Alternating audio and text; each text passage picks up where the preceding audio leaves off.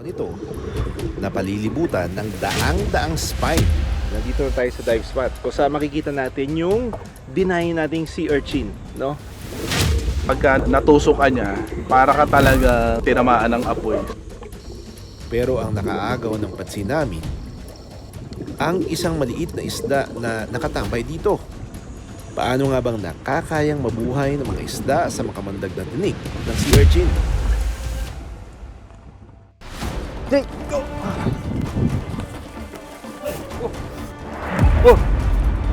Meron tayong parang love story na mangyayari. Yung kanyang magiging future partner is si Crocky.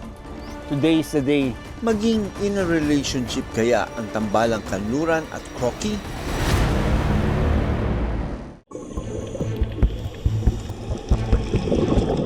Literal itong matinik at talagang iniiwasan.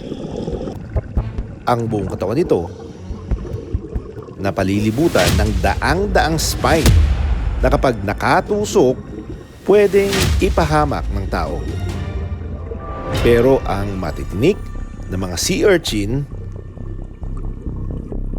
walang takot na ginagawang taguan ng ilang lamang dagat.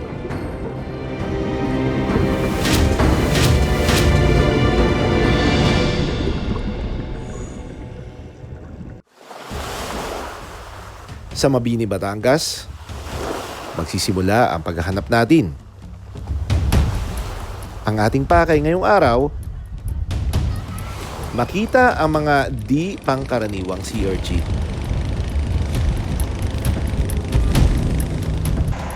Sa ilalim ng dagat, naroroon daw ang mga sea urchin na matitingkad ang kulay at tila naglalagablab ang hitsura. Nandito na tayo sa dive spot kung saan makikita natin yung dinahin nating sea urchin, no? Kasama natin si Ivan, siya yung ating dive master at siya yung mag-guide sa atin dito sa ilalim. Yung specific na sea urchin na gusto nating makita. Yung specific na gusto natin makita yung sea urchin, yung fire urchin. Purple yung kulay niya na blue.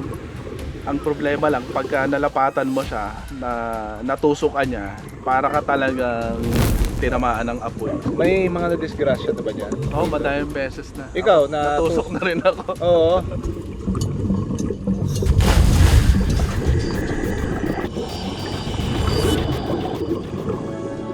Sa aming pagsisid, sinalubong agad kami ng napakagandang karagatan.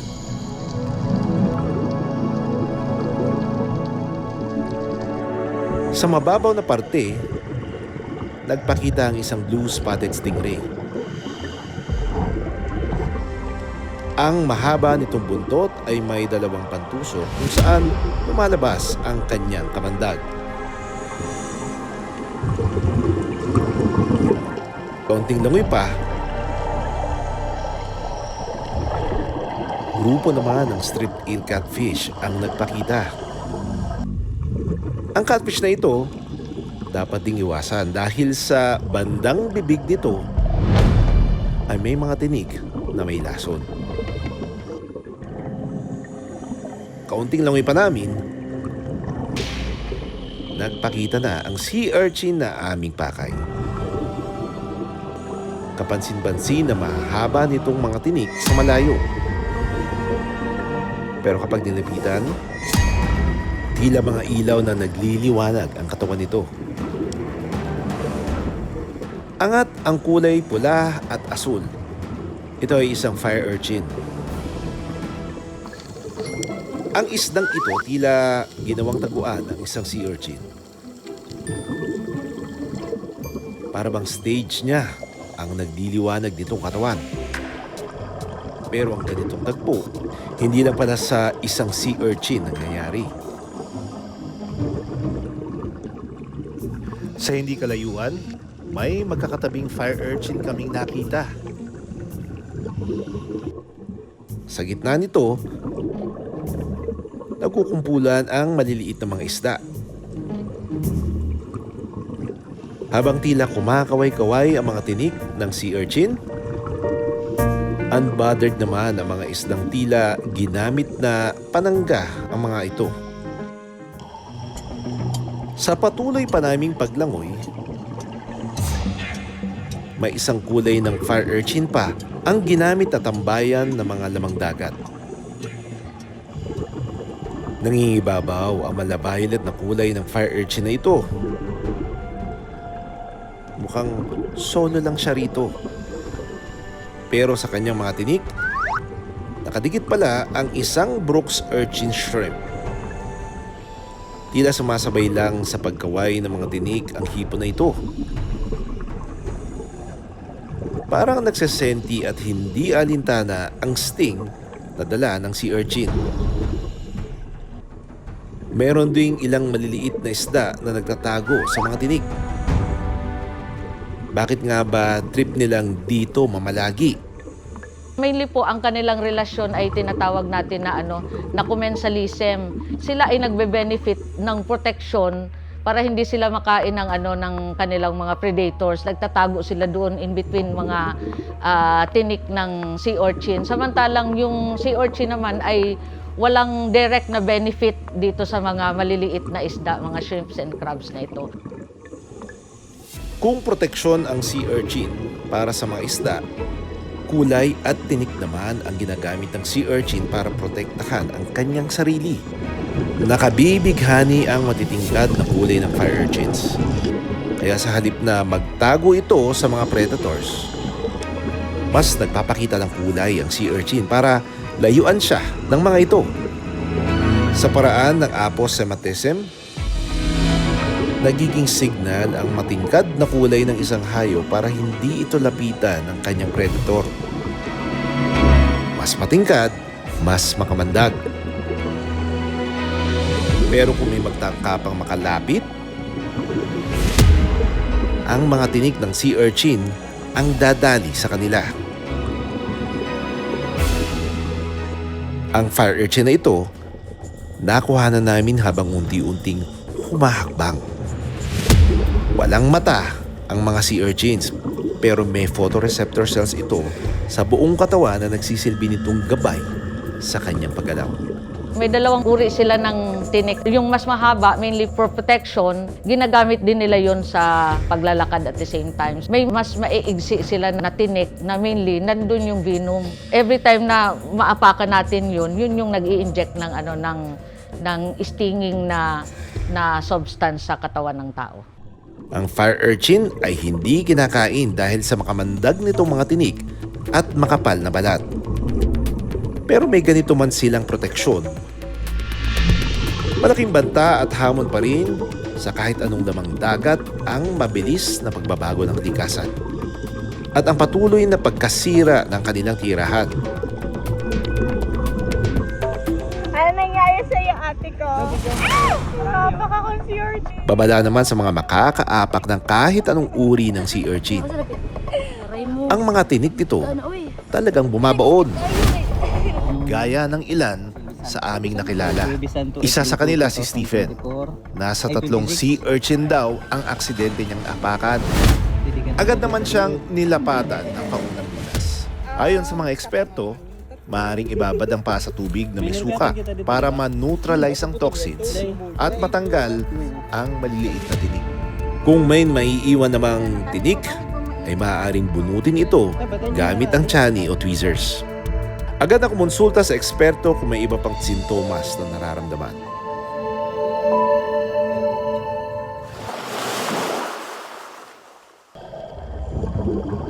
Para sa mga tao, kapahamakan ang dala ng mga sea urchin. Mapaitim o matingkad man ang kulay nito.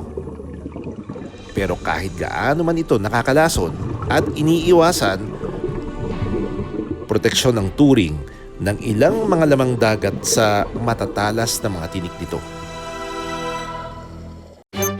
Naranasan mo na bang umibig? Paano ba masasabi na it's a match ang kaparehang inilaan para sa'yo? 2 buhaya ang aming pagtatagpuin sa Davao para malaman kung match silang magiging breeding pair. Lakas! Isipin mo kung legs ko yung kinagat na yan, talong-talo ko. Mag-swipe right ka ba sa babaeng buhaya na si Ganluran at sa poging-pogi na si Crocky Ang kanilang first meet-up masasaksihan natin sa kauna-unang pagkakataon.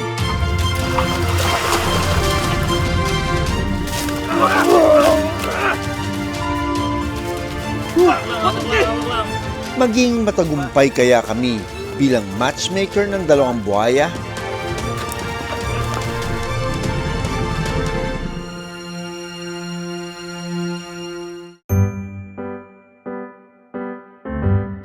Meet Crocky. Matipuno at sa titig pa lang nito, hindi maikakailang matapang. Ang lahi niya, isang saltwater crocodile na kilala sa pagiging territorial. Taong 2020 nang mapunta ito sa pangangalaga ng Philippine Eagle Center o PEC sa Davao City. Si Crocky ay na-turn over sa amin ng isang owner. Matagal na niyang alaga ang crocodile na ito, and then na-realize niya na mas okay siya, mas maprotektahan ng welfare niya kapag tinurn over sa foundation. Inalagaan natin siya, and then matagal na wala siyang partner. 20 taon daw inalagaan ng unang may-ari si Crocky bago ito napunta sa PEC. Kinuha namin siya, and then binigyan namin siya ng sarili niyang kulungan, and then nagbigay tayo ng animal keeper. Now, interesado kami sa crocodile kasi ito rin ang isa sa mga top 3 predators ng Philippines. Of course, may Philippine eagle ka, sa Himpapawid, ito namang crocodile or estuarine crocodile ang makikita naman sa dagat at saka sa mga freshwater areas. Taong 2025 naman nang dalhin sa PEC ang isang babaeng saltwater crocodile.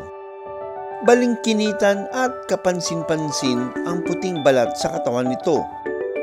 Siya si Kanluran. Kabaligtaran ni Crocky, mukhang mahiyain at laging nakalubog ito sa tubig. Minsan ko na rin itong ginamot sa Ligwasan Marsh. Payat siya, ha? Pati yung thigh muscles niya, walang laman masyado. Could be a bacterial infection or fungal infection which we need to start treating. Usually nangyayari to pag sobrang babad yung buhaya sa labas ng tubig. Rescued crocodile naman ng mga sundalo sa Ligwasan Marsh si Kanluran. Tumawag din ng DNR, gusto nila i-turn over ang isang female crocodile naman, si Kanluran. At doon namin nakita yung opportunity na si Crocky magkaroon siya ng partner. And then maganda rin kasi sa well-being nila. Ang mga buhaya kayang mangitlog kahit walang kapareha. Tinatawag ang prosesong ito na parthenogenesis. Itong dalawang ito ay intentionally pinaghiwalay natin. Hindi pa natin sila in-introduce sa isa't isa. Kasi di ba, they're fierce predators. May mga procedures yan. Nung nasa sarili niyang enclosure, si Kanluran, nangitlog siya. Dahil infertile o hindi nabuo ang mga itlog ni Kanluran, nagpasya sila na pag-aralan kung maaari bang pagsamahin ang dalawang buhaya. Halos 1 taon inobserbahan ng mga keeper ang dalawang buhaya. Hindi nila mapagsama dahil hindi nila alam kung compatible ba. Naobserbahan nila na itong dalawa ay nagpapakita ng interest. Yes, they can simply open the gate and make them meet together. But what if merong mga health issues? Ito si Kanluran. So they need wildlife vet who's experienced in handling crocodiles. And then what if biglang pag-introduce mo nag-away? Paano natin ihiwala yon?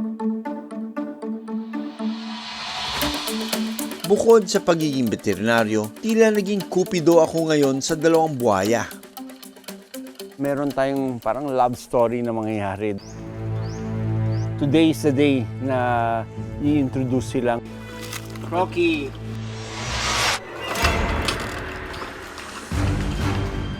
Dahil first date ni Crocky, kailangan natin siyang ihanda. Ang bigat! Hey! Hey! Ang lakas! Hey, tug of war. Grabe. Isipin mo kung legs ko yung kinagat na yan, talong-talo ko. Ayan, linilinis ka lang namin.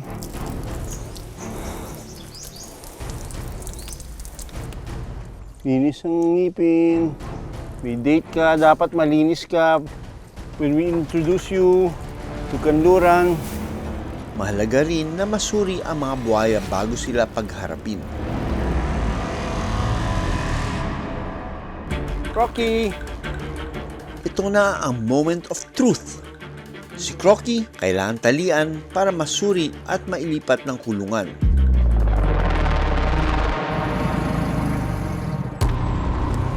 Yan. Ayun. Nanggal niya. Come on. Come on. Crocky! Umaatras. Marunong si Crocky, umaatras siya.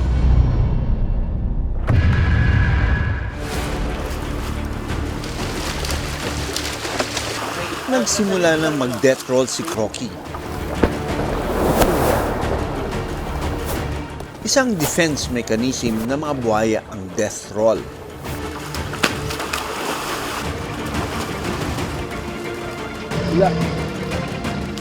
Dito na kami nagsimulang humila para matakpan ang mga mata nito upang hindi ma-stress ang buhaya.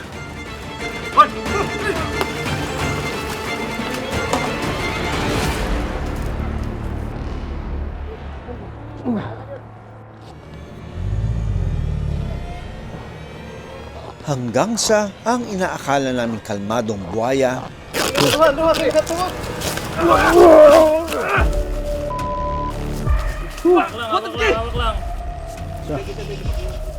Grabe. Isang shake lang. Tanggal kaming lahat na tao.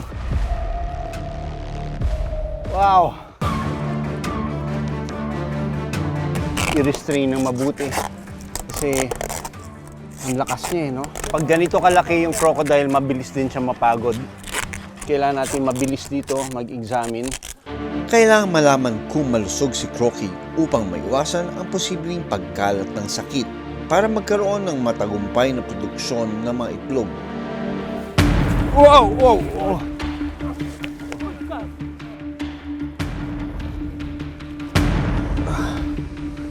Yan, oh. Ang female, meron maliit lang, rudimentary. Pero ang male, ma-feel mo yung parang chicken neck. Tignan niyo itong mga scales niya. Walang bawas, so ibig sabihin, from the wild talaga ito. Si Crocky ready na sa kanyang date. Kailangan na namin siyang ilipat sa kulungan ni Kanluran. Okay. Grabe. Siguro mahigit 1,000 kilo ang bigat nitong si Crocky. Sana ging compatible sila. Samantala, si Kanluran mukhang hindi pa ready. Nakatago pa rin kasi ito sa ilalim ng tubig. Dapat sabay-sabay tayo, ha? 1, 2, 3, go! Okay. Oh. Si Kanluran, mukhang nakakaramdam na. Nagkakaroon ng swirling. Ang water dance o swirling sa teritoryo ng buhaya ay hudyat na nagpapakita ito ng interes sa kanilang paglilikuan. We gave it a few, siguro mga almost half an hour, pero walang nangyari. Hanggang sa nasasakyan na kami, nasa van na kami, biglang sinabi ni Dominic, nag-mate na sila. So takbuhan kami doon.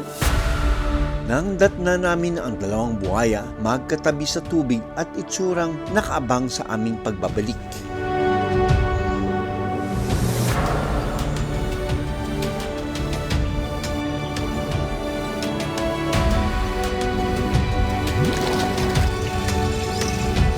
May oras na umaangat sa tubig ang dalawang buhaya.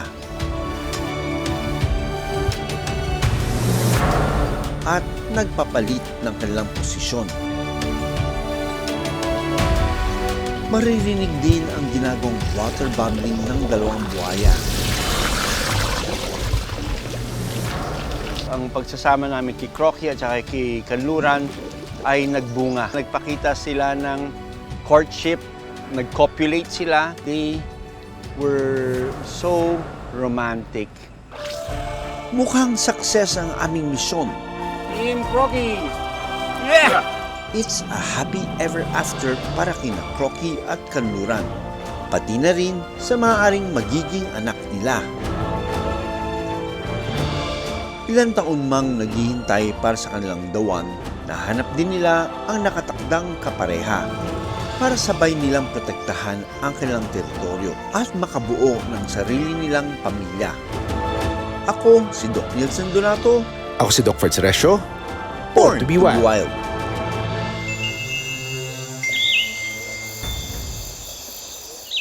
Maraming salamat sa panonood ng Born to be Wild. Para sa iba pang kwento tungkol sa ating kalikasan, mag-subscribe na sa GMA Public Affairs YouTube channel. Maraming salamat sa panonood ng Born to be Wild.